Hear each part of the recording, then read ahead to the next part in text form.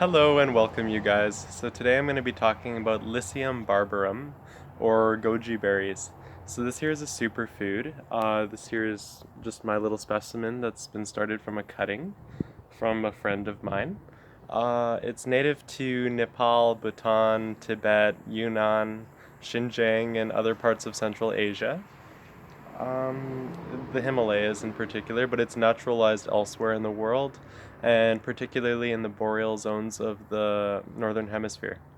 So it's a cascading plant. It produces these long canes that essentially reach out and protrude into the landscape and sort of mesh everything together with this beautiful, delicate little foliage. So goji berries do set, obviously goji berries because that's what they're most well known for as a superfood, in late summer. So you can expect berries, well, all throughout summer, but most prominently in late summer here in British Columbia. So July and August, and even September. So the fruits of this plant are approximately 1 to 2 inches in length and slightly less wide than they are long. They have a little bit of an oblong ovular shape, and they're very tasty. They have a long renowned reputation of being really good for your kidneys, and they're very potent in many macronutrients that are necessary for human health. So, a very common way to harvest these berries is to simply pluck them off of the plant once they produce, and I'll try to make a video later on once this sets fruit, and then to dry them or can them. So you can use like a vacuum sealer and store them that way, much like a craisin or a raisin. And you can also dehydrate them, much like you would with a tomato. That just aids in the longevity of the individual fruits. So goji berries, they like it to be pretty dry. I find that here in British Columbia, they like more interior climates. But I find if you're gonna grow them elsewhere in the world, more like a Mediterranean style climate seems to do well for them. They grow quite similarly to olives. I think that there's a little bit of similarity in the anatomy of this plant to olives as well. They're in the nightshade family, Solanaceae, which is a super famous family in many of the things that we eat today. Eggplants, tomatoes, potatoes, all those sorts of things fall into the Solanaceae family. This is very closely related to box thorns, but the thing about most goji berries, especially at their juvenile stage, is they do not have any berries. They're quite a well-maintained, well-groomed plant that doesn't have any harmful anatomy to it for if you want to prune this plant. It benefits most from pruning in late summer. I find that if you prune it while it's dormant, you create wounds in a time period where it's most susceptible to getting like rots and fungus damage and stuff like that. You can prune it and create soft tissue cuttings in, sorry, my hand's getting tired of holding the camera. You can use semi-ripe hardwood or softwood cuttings in the late summer and the late fall. I find these are the most successful method of propagating goji berries. Goji berries like slightly acidic soil. I have mine growing in a soil acidity with a pH of approximately 6, and they're quite cold hardy once they start to take off. So after a few seasons and you start getting that like full on mature wood to this plant and those nice lateral shoots, then they become much more adaptable to cold weather and can survive temperatures of approximately negative 15 degrees Celsius. But that's in respect to a well-established specimen. If you have a goji berry that's just starting out, like this little guy over here, they don't tend to fare very well in cold temperatures.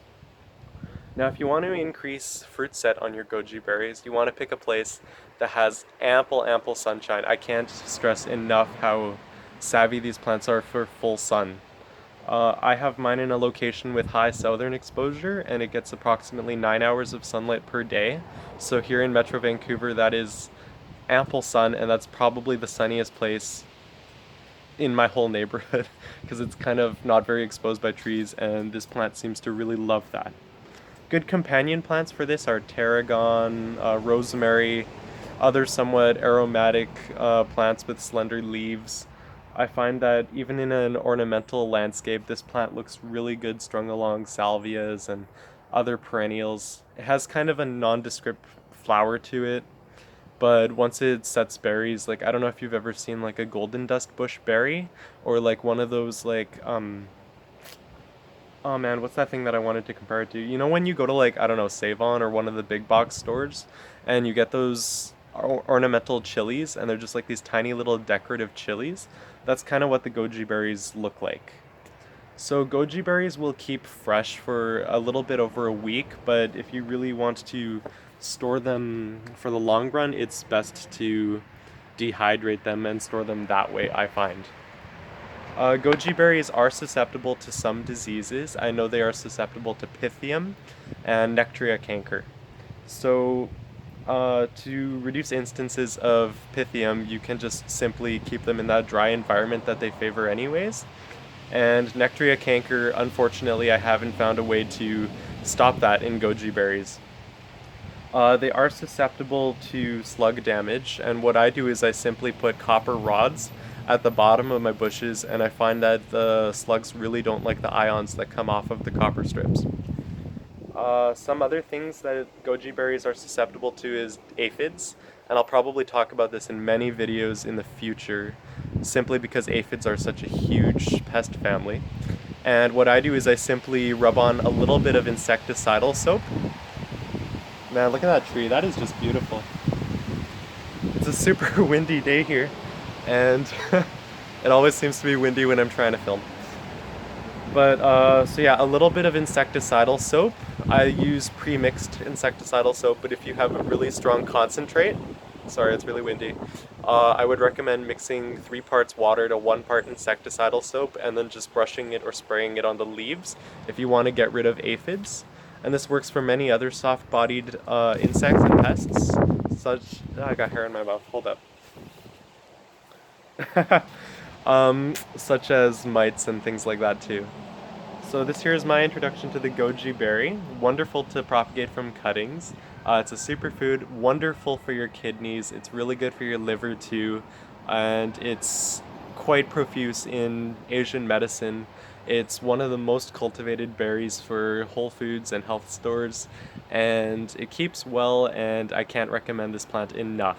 If you really want to take care of your kidneys, I highly recommend this, and other box thorns too, but they all have different sugar Brix measurements too. So if you have diabetes, you might not want to eat too many of these berries, but they're good for you, so I highly recommend it, and it's a super fun trailing plant to grow. So I hope you'll have a wonderful day. I hope I taught you something new about a wonderful goji berry and a wonderful natural health food, and I hope you have a really good day, folks. Have a good one.